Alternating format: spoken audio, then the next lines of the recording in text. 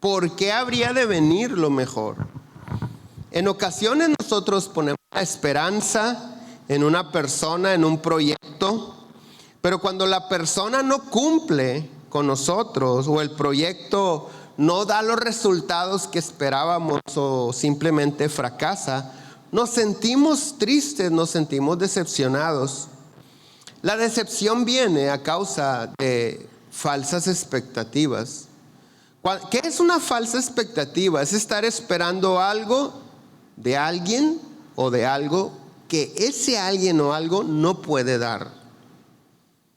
Entonces, cuando nosotros somos decepcionados es porque esperábamos algo que de la persona que lo esperábamos no lo recibimos, no pudo cumplirnos. Cuando nosotros ponemos nuestra esperanza en una persona, la palabra de Dios es muy dura al respecto. Dice Jeremías capítulo 17, verso 35. Esto dice el Señor. Dice: malditos son los que ponen su confianza en simples seres humanos, que se apoyan en la fuerza humana y apartan el corazón del Señor.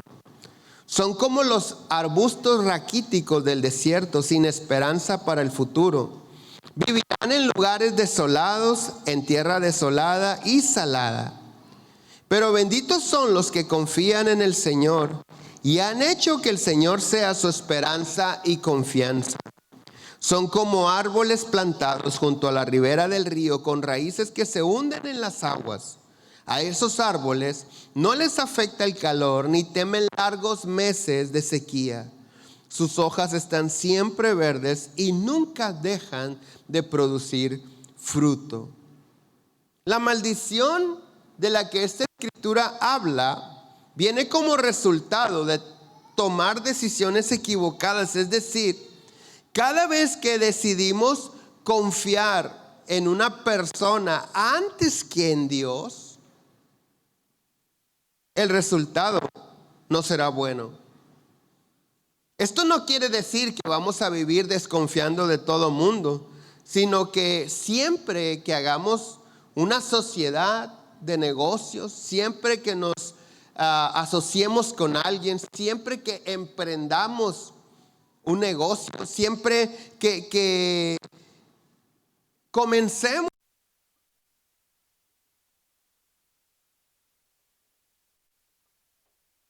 por más buenas que sean las personas, o por más capacitadas, o por más bien intencionadas que sea una persona, nuestra confianza debe de estar en Dios.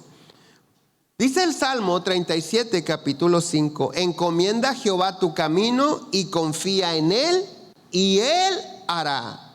¿Quién es el que hace todas las cosas posibles? Dios. Entonces, cuando ponemos nuestra confianza en Dios y no en las personas, es que en ese actuar de Dios a favor de nosotros, Él puede usar a las personas para que sean de bendición en nuestra vida. No importa si no somos los mejores en lo que hagamos. No importa si no cumplimos con los requisitos de los hombres. Siempre que demos lo mejor de nosotros, nuestro mayor esfuerzo, y confiemos en Dios, Dios va a actuar a favor de nosotros. Porque la bendición viene de Dios. Dios es el que bendice.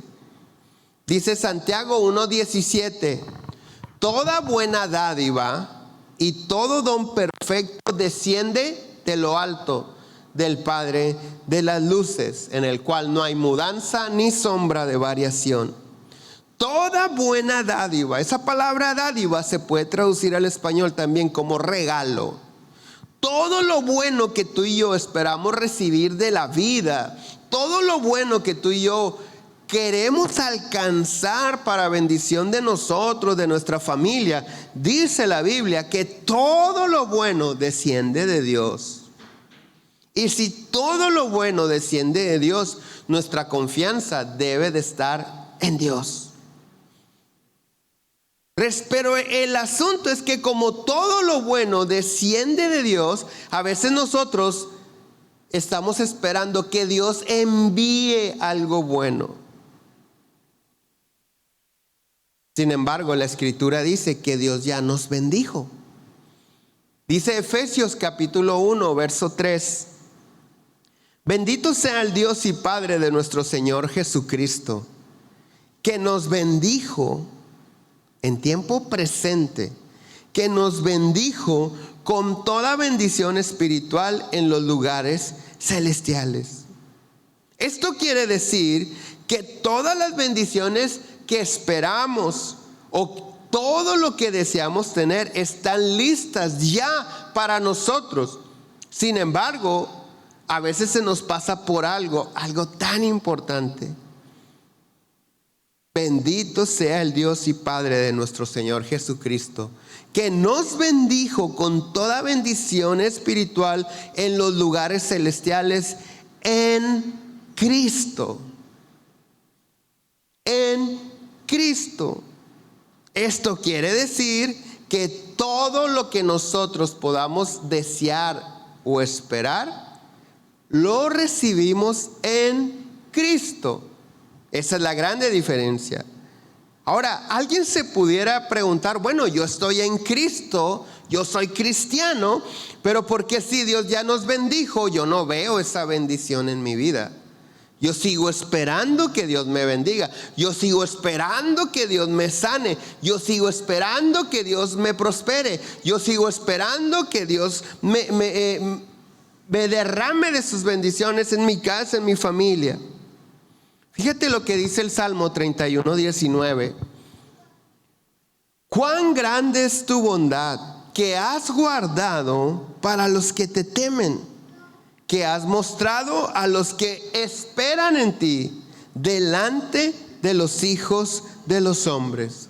Esta escritura nos enseña que la bondad de Dios ya está lista, pero está guardada.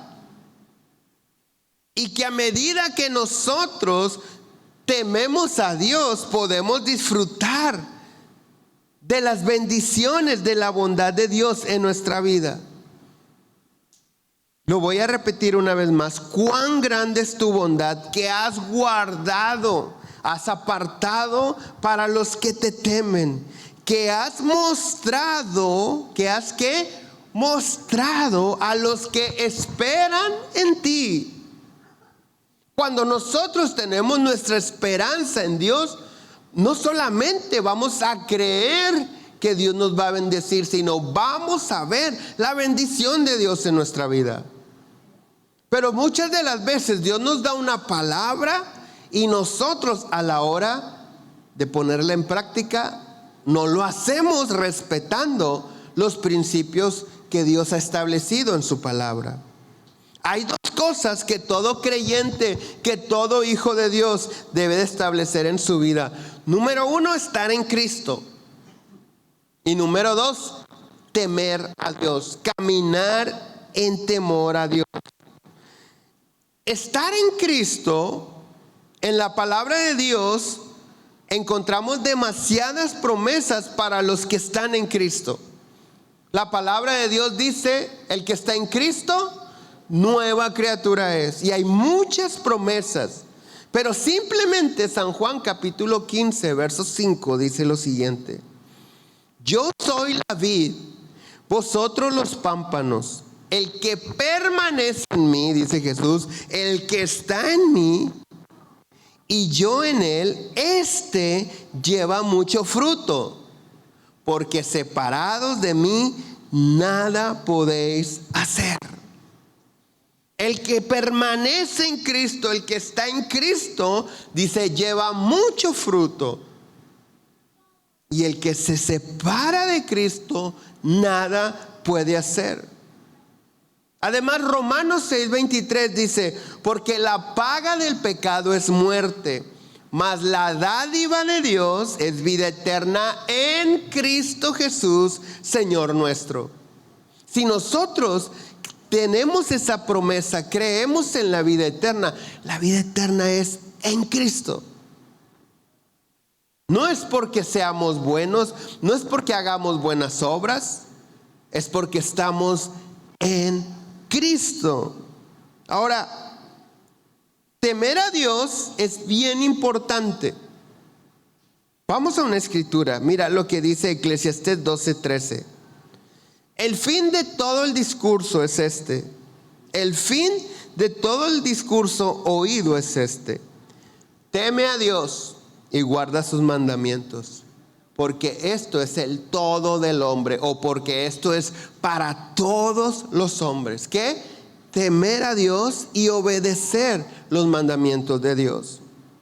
La palabra temer, cuando dice teme a Dios y guarda sus mandamientos, esa palabra hebrea se refiere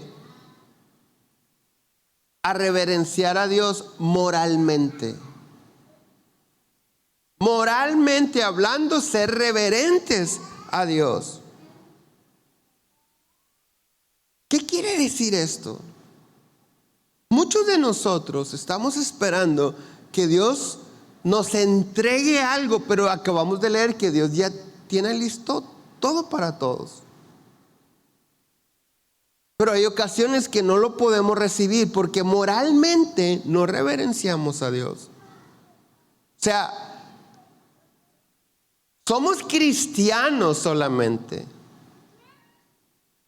Somos parte de una religión, pero en ocasiones nos comportamos diferente dentro de la iglesia que fuera de la iglesia. Y allá afuera de la iglesia somos irreverentes a Dios moralmente hablando. Aquí podemos gritar amén, podemos gritar aleluya, podemos decir sí, yo estoy de acuerdo con eso, eso es pecado. Pero donde nadie me ve, ¿puedo permanecer moralmente en reverencia a Dios? Mira, cuando nosotros sabemos que la paga del pecado es muerte, porque lo acabamos de leer,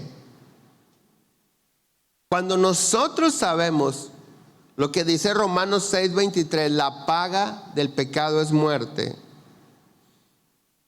vamos a evitar a toda costa vivir en pecado, porque la paga del pecado es muerte.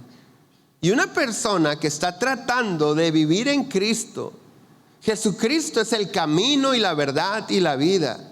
Pero muchas de las veces nosotros nos desviamos creyendo que Dios está con nosotros, creyendo que hemos sido perdonados.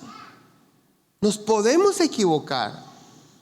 Porque ¿qué es lo que va a evitar? O ¿cómo puedo yo saber que ya no estoy en Cristo? Estar en Cristo es vivir de acuerdo al evangelio que Jesucristo predicó. El Señor Jesús dijo, ama a tus enemigos. Bendice al que te maldice. Ora por aquellos que hablan mal de ti. Ama a tu prójimo como a ti mismo.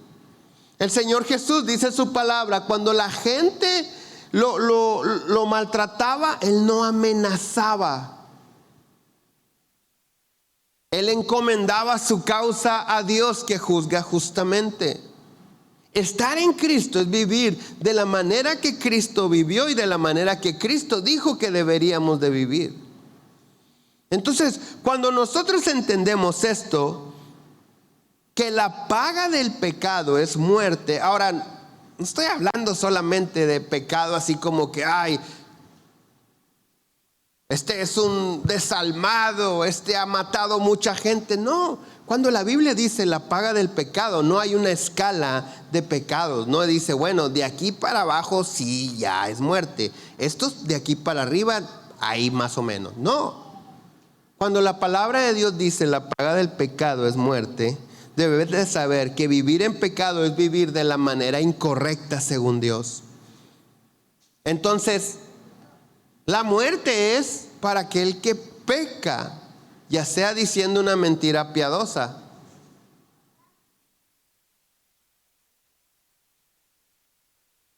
Porque una mentira piadosa no deja de ser mentira. Hay gente que dice, ay, fue una mentirita piadosa. No deja de ser mentira. Y la mentira es pecado. Entonces, aunque tú digas, no, yo no soy tan malo, Pero si tu estilo de vida, tus acciones no van de acuerdo a lo que Dios dice en su palabra, entonces quiere decir que estás viviendo de una manera incorrecta. Eso es una vida de pecado. No necesariamente un marido tiene que golpear a su esposa para pecar contra ella. No necesariamente un marido tiene que cometer adulterio para pecar contra su esposa. Simplemente cuando no hacemos lo que la Biblia dice con respecto al matrimonio. Dice la Biblia: maridos, amad a sus mujeres. Marido, ama a tu esposa. Cuando yo no amo a mi esposa, estoy pecando. Porque la instrucción en la palabra de Dios es amarla. La palabra de Dios dice: trátala como si fuera un vaso frágil. Cuídala, no la lastimes.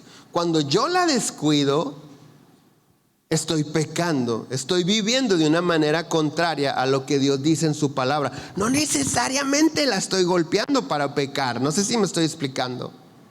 Entonces, la vida de pecado es un estilo de vida que va en contra de lo que Dios ha establecido en su palabra. Aunque los hombres digamos: bueno, él no es tan malo. Todo mundo tiene sus demonios. ¿Cómo me cae gordo esa frase? Bueno, yo lo entiendo para la gente que no conoce a Cristo, pero los cristianos que dicen: ay, es que ya ves, cada quien tiene sus demonios. Pues sácalos. La Biblia dice que la luz no tiene comunión con las tinieblas. ¿Cómo que tienes tus demonios?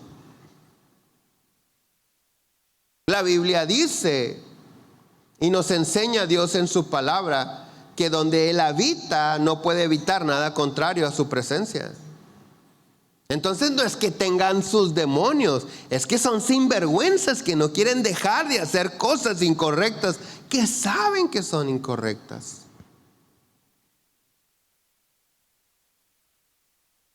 Cuando nosotros vivimos una vida de pecado, conscientes de que estamos pecando, el primero que sale afectado somos nosotros. Porque nos perdemos de disfrutar de las bendiciones que Dios ya nos dio. Dios ya nos dio todo. Entonces, vivir con temor al resultado del pecado, porque la paga del pecado es muerte, es lo que nos va a llevar a tratar de evitar pecar, a tratar de evitar equivocarnos. La palabra de Dios dice respecto al matrimonio: maridos, honren a su esposa para que tus oraciones no tengan estorbo. Cuando el esposo no honra a su esposa, Dios no lo escucha cuando ora. Entonces, cuando yo soy consciente que el maltrato que yo puedo estarle haciendo a mi esposa interfiere en la comunicación entre Dios y yo, esto me va a llevar ¿a qué? A tratarla bien, porque yo voy a temer que mi comunicación con Dios sea interrumpida. Porque yo quiero que cuando clame, Dios me responda. Muchos clamamos a Dios y decimos: Señor, tu palabra dice, clama a mí, yo te responderé. Estoy clamando a ti. Yo me imagino a Dios regando el jardín del Edén así. Y tú clamando y clamando. Y Él no escucha porque maltratas a tu esposa y tus oraciones son estorbadas.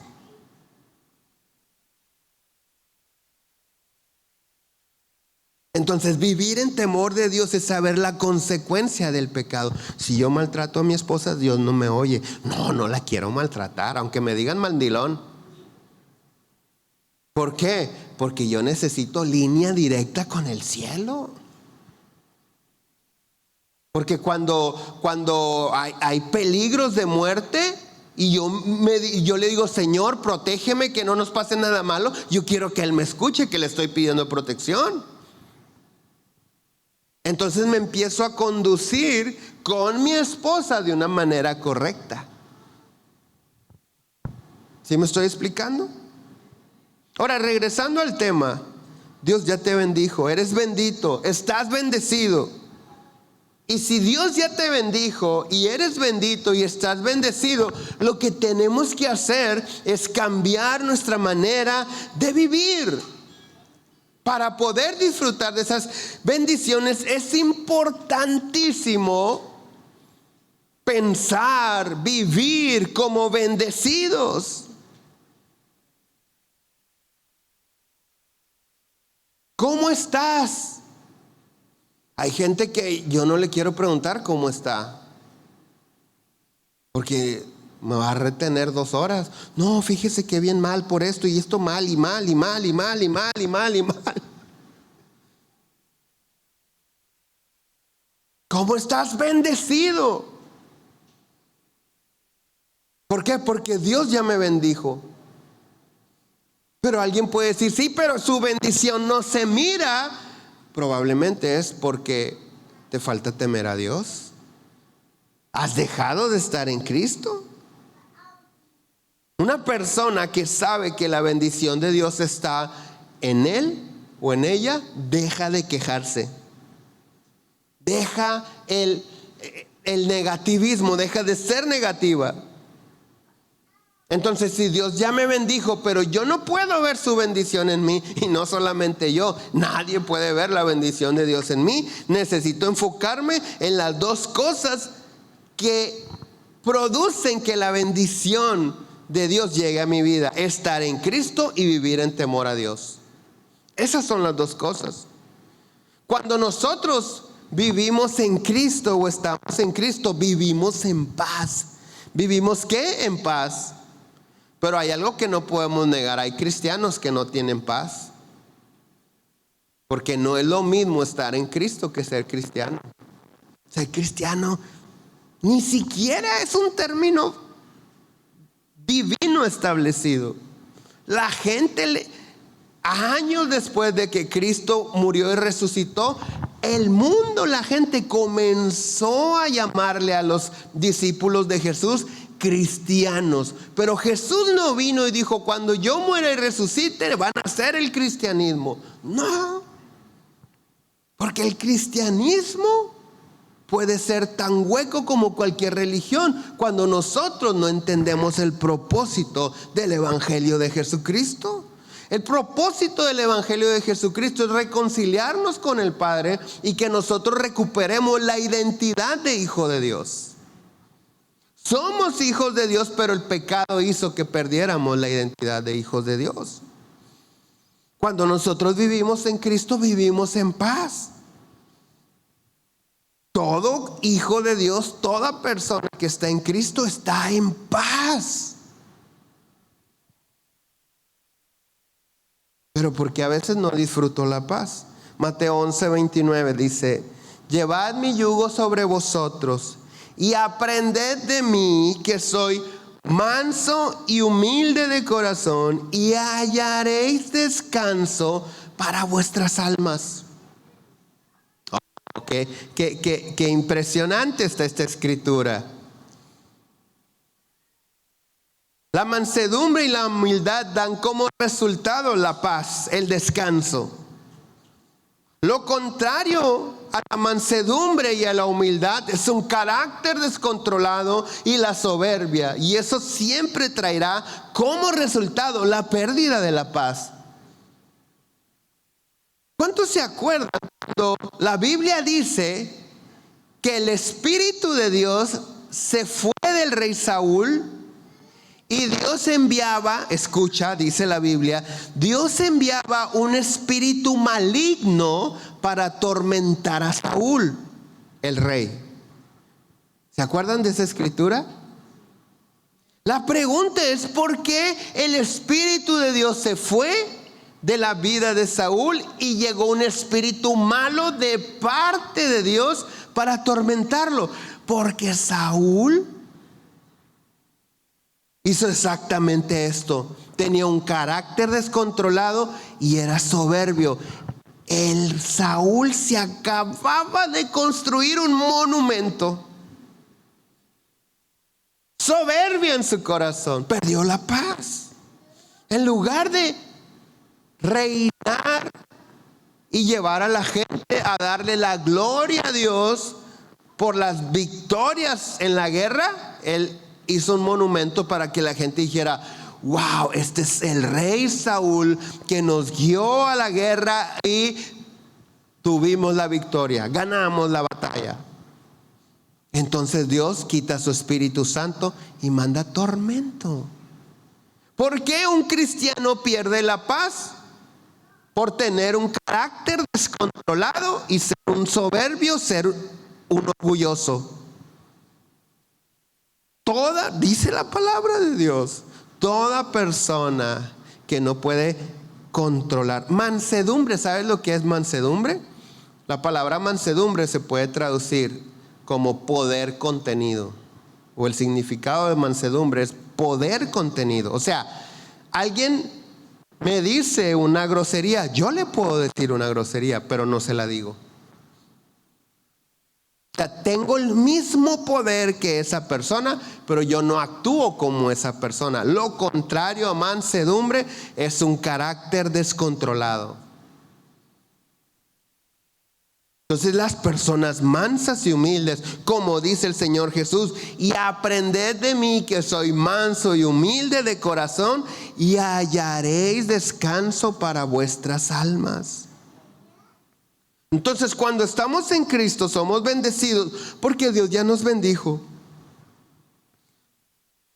Todo lo que nosotros esperamos tener, recibir o resolver está en Cristo. Termino con esto. Hay personas con un pasado tan doloroso. Hay personas que en su vida se han equivocado tanto, han sido tan malos con otras personas, que tu conciencia o su conciencia los acusa en el presente. Y no solamente te dice, tú no te mereces el perdón de Dios, sino que dice, no te mereces el perdón de Dios, ni mucho menos la bendición de Dios. He tratado con hombres que cuando uno dice, ¿cómo estás? ¿Cómo va tu familia? La palabra de Dios dice que Dios hace volver el corazón de los padres a los hijos a los padres. O sea, Dios trae una reconciliación a la familia. ¿Cómo va tu familia? ¿Cómo has avanzado? No, pastor, no, mis hijos no me quieren. Lo que pasa es que yo fui muy malo con ellos cuando eran niños. Ahora pues tengo que pagar las consecuencias. Esa es una mentira del diablo. El pasado, la conciencia te condena, te dice, por haber maltratado a tus hijos, maltratado a tu esposa, ahora te mereces esto. Pero la palabra de Dios dice, ninguna condenación hay para los que están en Cristo Jesús. Entonces cuando la conciencia nos acusa, y tiene razón, porque muchas de las veces no nos dice mentira, nos está diciendo realmente cómo vivimos. Y la conciencia dice, ¿con qué cara vas y le pides a Dios si siempre has sido malo? ¿Cómo que quieres que Dios te bendiga si siempre has sido un pecador? Y te puede traer a memoria pecados, maldades que has hecho. ¿Es cierto? Probablemente todo lo que te diga es cierto, pero en tu pasado, cuando estás en Cristo, tu presente es Cristo y ninguna condenación hay para los que están en Cristo Jesús. Entonces, Romanos capítulo 3, verso 21 en adelante dice, pero ahora, aparte de la ley, se ha manifestado la justicia de Dios testificada por la ley y por los profetas.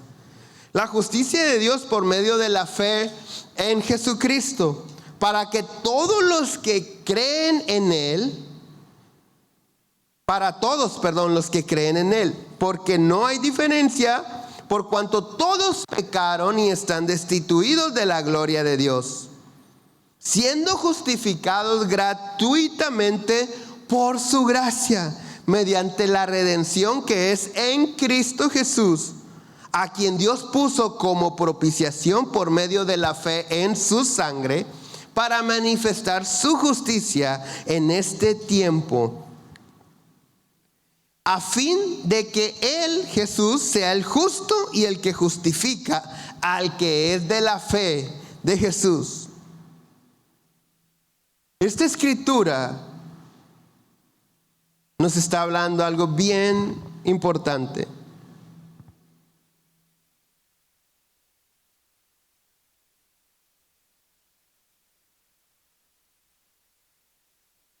Verso 25, a quien Dios puso como propiciación por medio de la fe en su sangre, para manifestar su justicia, a causa de haber pasado por alto en su paciencia los pecados pasados. Dios pasa por alto los pecados pasados de cualquier persona que pone su fe en Jesucristo. Y sin importar qué tan graves hayan sido tus pecados según el hombre, Dios los pasa por alto cuando tú pones tu fe en Cristo. Dice lo que leímos en esta escritura, que el Señor Jesús viene a justificarnos cuando nosotros ponemos nuestra fe en Él. ¿Cuántos recuerdan que en la escuela en las escuelas hay reglamentos y a veces dice, el alumno no puede tener más de 3 faltas en el mes, porque si tiene más de 2 o 3 faltas, no pierde el derecho al examen? Cualquiera que se ausente 2 días o 3 días de clase está condenado a irse a exámenes extraordinarios. Pero de repente te enfermaste y no faltaste 2 ni 3, faltaste 5 días. Y la condenación es el extraordinario. Pero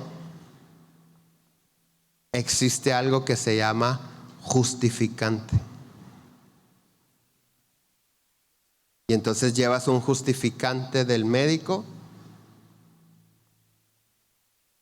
Y aunque el reglamento te condena a irte a extraordinarios, el justificante te da el derecho de presentar el examen. Exactamente así funciona esto en lo espiritual. Aunque nuestras malas obras, el pecado, la desobediencia a Dios nos condena a la muerte eterna, al infierno, la muerte del Señor Jesucristo nos justifica para la vida eterna. ¿Cómo sucede esto? Romanos 6:23, la paga del pecado es muerte.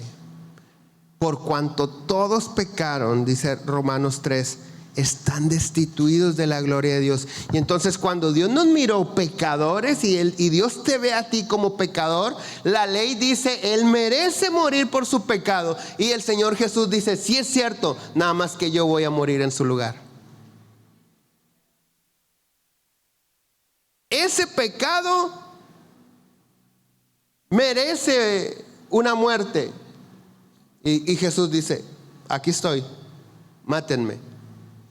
Y entonces, cuando el Señor Jesús lleva el castigo de nuestro pecado, entonces quiere decir que nosotros ya no tenemos pecado, ya no hay falta. Estamos justificados.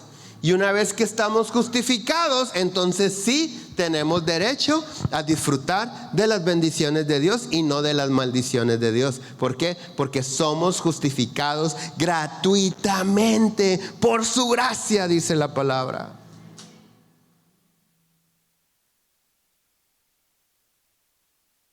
Que Dios pase por alto los pecados de los que están en Cristo tiene un propósito. Y es precisamente quitar todo lo que estorba para que nosotros recibamos tanto la vida eterna como la vida que Dios tiene para darnos aquí en lo que llegamos a la eternidad. El sacrificio de Jesús nos constituye justos delante de Dios. Y mira lo que dice el Salmo 34:15. Los ojos de Jehová están sobre los justos y atentos sus oídos al clamor de ellos. Cuando estamos en Cristo, somos constituidos justos y Dios tiene cuidado de nosotros. Cuando vivimos en Cristo, cuando tememos a Dios en toda nuestra vida, Dios tiene cuidado de nosotros y escucha nuestras oraciones. Y cuando le decimos, Señor, sálvame de esta situación, Dios te salva. Y cuando gritamos, Señor, sáname, Dios te sana. Y cuando gritamos, Señor, necesito recibir que me des porque no me alcanza, Dios te prospera. Porque estás en Cristo, porque la bondad de Dios está reservada, guardada para todos aquellos que caminan en temor a Dios. Y eso es lo que tenemos que hacer. La palabra de Dios es verdad. Dios no miente. Y si Él dice que ya te bendijo, ya te bendijo. Pero ¿qué necesitas? Caminar en Cristo. Necesitas caminar en Cristo. Necesitas vivir en un temor reverente a Dios. Consciente de que no solamente me puede robar de las bendiciones que yo necesito recibir en esta tierra, sino la más grande, la vida eterna. Necesito caminar, vivir, planear, pensar, negociar, comprar, relacionarme, vender en temor a Dios. ¿Qué dijimos que es temor a Dios? Moralmente respetar a Dios. ¿Nos ponemos de pie?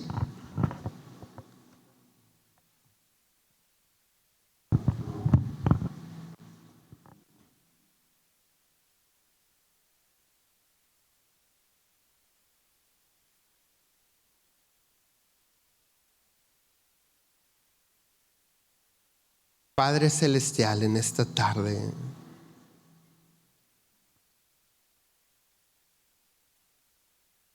la mayoría de los que estamos aquí te hemos aceptado como Señor y Salvador de nuestra vida. La mayoría de los que estamos aquí nos consideramos cristianos. Pero no todos vivimos en Cristo. Por eso la conciencia nos acusa, nos condena. Por eso todas las bendiciones que tú has preparado para nosotros a veces no las podemos disfrutar. Hoy lo hemos entendido.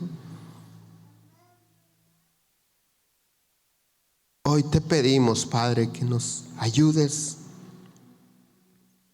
a caminar respetando tu palabra, guardando tus mandamientos, Señor. Ayúdanos, Señor.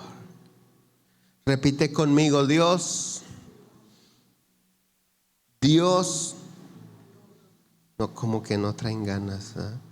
Repite conmigo, Dios, en esta tarde te pido que tu Espíritu Santo me ayude a caminar en Cristo, el camino, la verdad y la vida, y que me des la capacidad de discernir cuando por descuido o por mi carne me aparte a la derecha o a la izquierda. Espíritu Santo, guíame, guía mi mente, mis pensamientos, mis deseos. Escucha mis oraciones. Ayúdame a vivir siendo moralmente reverente a Dios y a su palabra. En el nombre de Jesús. Amén. Dios, cada uno de nosotros tenemos diferentes retos, diferentes tentaciones. Tenemos talentos, virtudes, propósitos diferentes, pero también cada uno de nosotros tenemos una batalla diferente. Yo te pido, Padre, que tú fortalezcas la fe de todos los que estamos aquí, que podamos buscar hacer tu voluntad, que podamos, Señor, vivir sin apartarnos de tu camino. Que esta predicación, que este mensaje que hoy escuchamos, Señor, podamos ponerlo por obra. Te pido que bendigas a todos tus hijos, que tomes el control de su mente, de su alma, de sus pensamientos, que bendiga sus familias y que no permitas que se aparten hacia ningún lado de tu camino, en el nombre de Jesús. Amén. Que tengan una excelente semana. Nos vemos en la casa de oración, en las diferentes reuniones. Si alguien tiene necesidad de oración, estamos para servirles. Bendiciones.